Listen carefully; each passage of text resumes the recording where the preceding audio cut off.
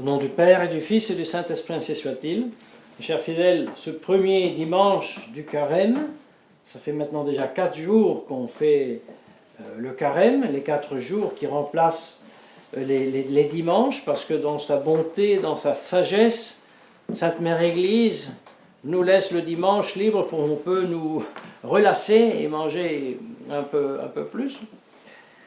Mais le carême, c'est le carême.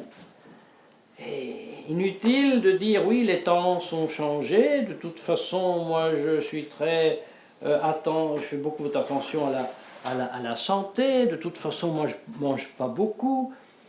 Alors on n'a rien compris. Alors, manger peu de choses et manger de façon saine, très très très bien.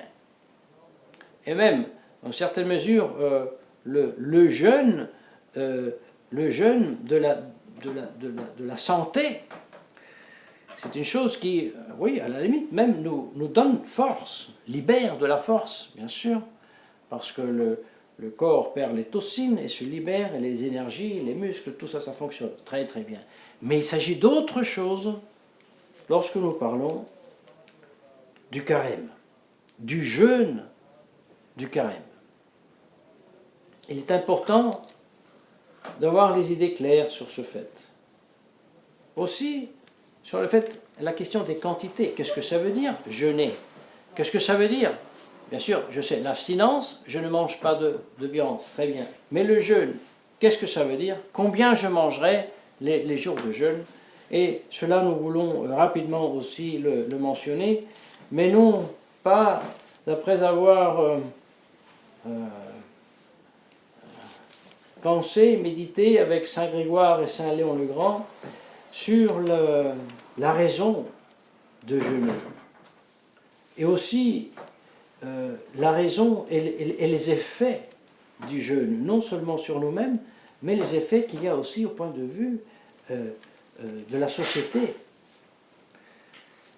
Et l'exemple, là où nous regardons ce que c'est et pourquoi on fait le jeûne, c'est Jésus-Christ lui-même qui, à notre place, a voulu jeûner pendant 40 jours et 40 nuits pour après, comme nous dit l'Évangile, sentir la faim. Et dans cet état-là, c'est-à-dire dans cet état de affaiblissement, a-t-il voulu subir les tentations du diable, être pris dans les mains du diable, pour ainsi dire. En tout cas, le diable l'a transporté, et a fait changer le lieu physique sur le sommet du temple et de la haute montagne. Pourquoi? Parce que Jésus-Christ a voulu, dans sa chair, dans son âme humaine, il a voulu exercer ce divin et cet humain, non au péché, non à la tentation, cette victoire sur la suggestion du péché.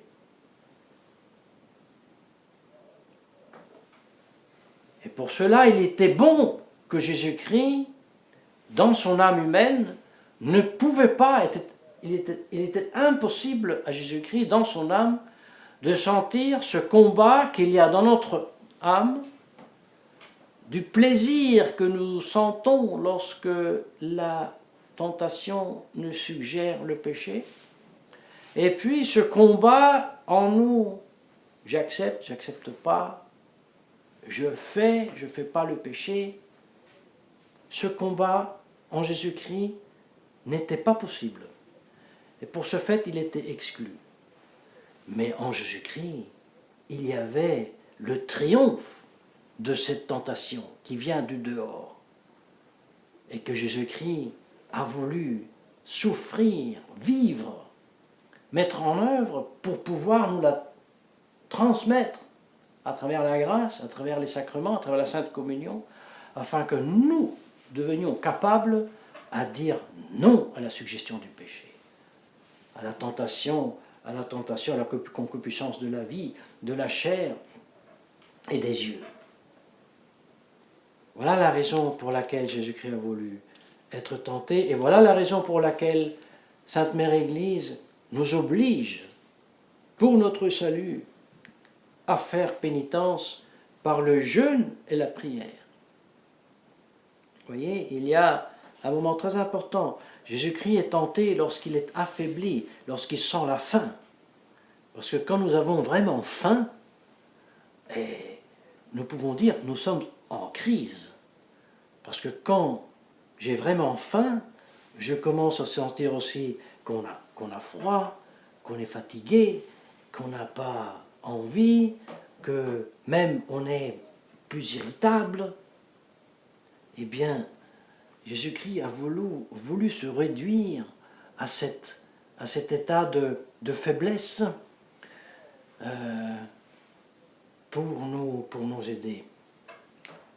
Et donc,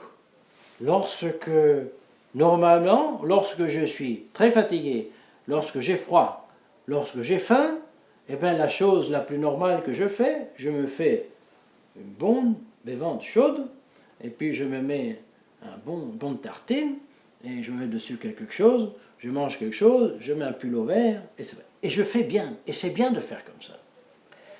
Mais au moment du jeûne, l'Église nous demande quelque chose d'autre, nous dit, maintiens cette faiblesse, et fais l'effort, et réfugie-toi en Dieu. Renonce à ce moment légitime de te refaire les forces, et va à Dieu à travers la Sainte Vierge Marie, et cherche d'être sous la protection de Dieu, pour ne pas céder et te lamenter ou te laisser aller à l'impatience ou autre chose. Et c'est là que tu te fais fort.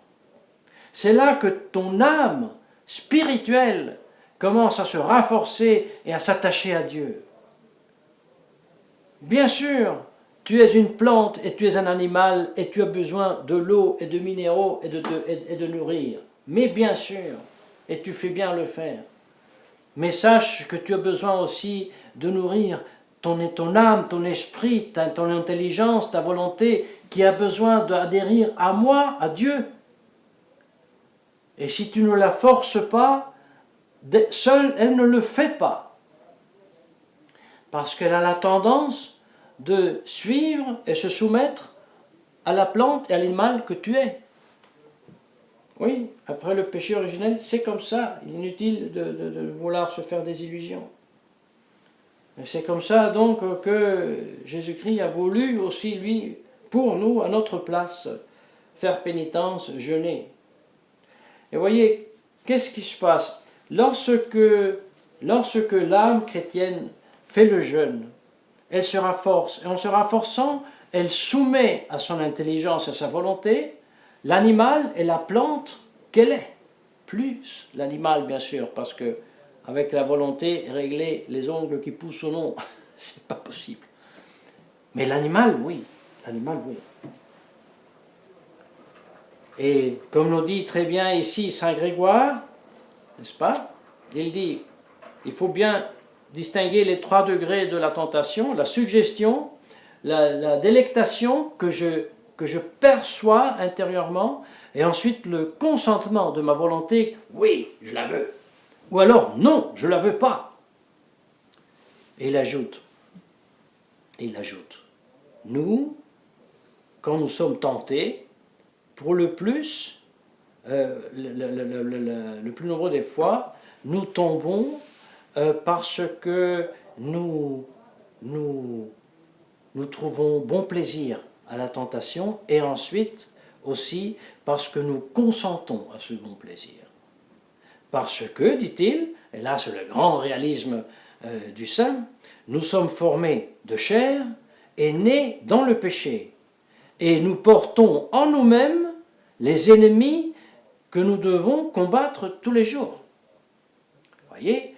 Donc, inutile de penser que lorsque nous sommes assaillis de terribles tentations contre la pureté, contre la mansuétude, la rage, que là c'est le démon. Non, c'est nous les bêtes. En nous, il y a des bêtes féroces, très féroces. qui sont capables de tout. Et qu'elles sont capables, si elles se laissent aller, même à devenir la proie totale de Satan et de lui faire attribuer ensuite le culte qui est attribué par le culte vaudou. Le culte vaudou en Afrique, il est bien connu, c'est un des cultes les plus explicites à Satan. Alors, nous parlons ici en Italie de ce fait, parce qu'il y a eu un fait très grave, une jeune fille qui a été donc assassinée par ce culte vaudou et par une pratique rituelle dans laquelle elle était vivement vivisséciée, le cœur mangé, le sang bu, et tout le corps coupé en 18 morceaux, et tout cela par un rite vaudou. Et nous ne pouvons pas ne pas rappeler que c'était Jean-Paul II qui allait en visite en Afrique près de ces culteurs de vaudou à leur dire « Restez fidèles à vos traditions ». Ils le sont restés. Ils sont venus ici en Italie et ils ont découpé et mangé vive une jeune fille. Pourquoi rappeler ça?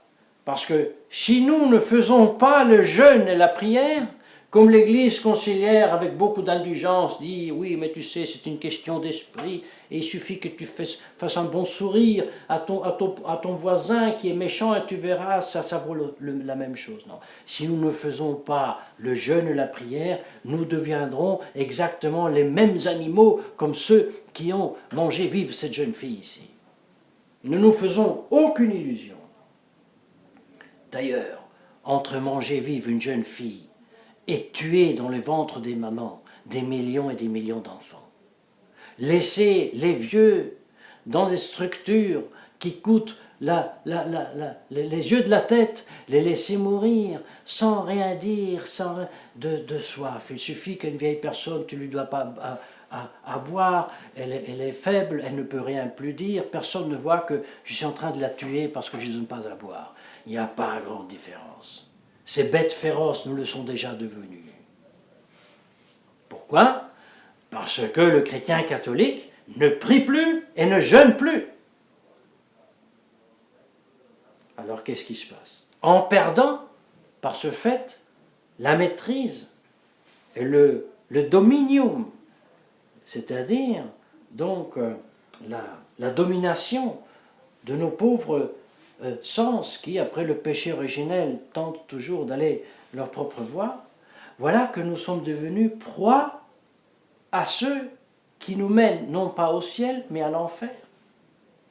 Mais vous savez que ce discours n'est pas seulement un discours psychologique, ce n'est pas seulement un discours ascétique, mystique, c'est aussi un discours social et politique. Et oui, nous avons parlé de domination.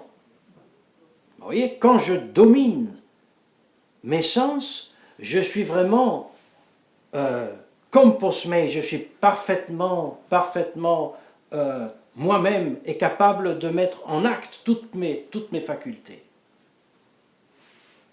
Et lorsque quelqu'un vient à vouloir me voler, ou vouloir me tuer, ou vouloir me raconter une histoire impossible, je serai capable de lui dire non, je serai capable de le chasser, mais je suis affaibli, je serai circuit par lui et je serai porté où il veut. Bien, chers fidèles, c'est ce qui s'est passé avec la société chrétienne toute. Bien sûr, au moment de la Révolution française, lorsque les principes iniques, condamnés par les papes comme des chimères, c'est-à-dire comme des produits arbitraires de l'esprit, mais qui en plus sont gravement offensifs de Dieu. Lorsque donc avec les principes de liberté, égalité, fraternité, avec la décapitation du roi de France, avec l'institution d'une soi-disant démocratie, qui n'a rien à voir avec la grande démocratie de nos païens ancêtres grecs, eh bien, qu'est-ce qui s'est passé? Le dominium suprême de Dieu sur la créature et sur les créatures organisées en société a été aboli. Non pas que Dieu n'ait plus la domination sur tout et sur tous, mais de la part de l'homme, la relation vers Dieu a été coupée. Et peu, même si beaucoup, la chose est relative. Si je pense aux Chouans, si je pense à la Vendée, heureusement, ils étaient beaucoup qui chantaient « Nous n'avons qu'une peur au monde, c'est d'offenser notre Seigneur. » En lui ôtant son haut domaine sur nous tous. Et c'est pour cela nous n'avons pas peur, avec les fourches, avec quoi que ce soit, d'affronter les bleus qui arrivent. Paix à leur âme, à ces héros, comme l'était le Chouan du Tyrol, Andreas Hofer, et beaucoup d'autres aussi en Italie, les insurgenze, les insurgés antirévolutionnaires. Mais ils étaient peu, et non seulement ils étaient peu, ils ont fini par être détruits. Et après cela, il n'y a eu peu ou rien. Et aujourd'hui, nous avons quelques petites voix qui, faibles, se lamentent. Et même le catholique traditionnaliste, et oui, pour faire le moindre mal, eh bien donnons le vote à la Marine Le Pen, parce que ça pourrait un peu arranger les choses en Italie, en France. Là, nous sommes arrivés. Des larves. Pourquoi nous disons cela? Parce que c'est seulement la force du saint, la force de l'héros qui obtient, avec la prière et le jeûne, qui lui donne aussi la capacité, d'une part, de dominer ses sens, mais aussi la capacité de les employer, ses sens. D'être capable ensuite d'une ira sacra, d'une sainte colère. À cela, nous ne sommes plus capables, mes chers fidèles. Et nous ne le sommes plus parce que nous ne sommes plus des âmes qui vivent du jeûne, de la pénitence de notre Seigneur Jésus-Christ et qui se laissent envahir de cette grâce divine. Nous ne le sommes plus. Mais l'espoir est le dernier à mourir, et si nous ne le sommes plus, ça ne veut pas dire que nous ne puissions plus le redevenir, parce que si dans ce moment Dieu nous maintient dans l'être, et notre cœur bat, et nous pouvons vivre, ça veut dire qu'il veut que nous fassions ces prières, ces jeûnes, ces abstinences, pour récupérer le domaine sur nous, pour implorer et remettre nous tous, la société, sous le domaine de Dieu, et tout cela non pas sans l'intercession de la très sainte Vierge Marie, au nom du Père et du Fils et du Saint-Esprit, ainsi soit.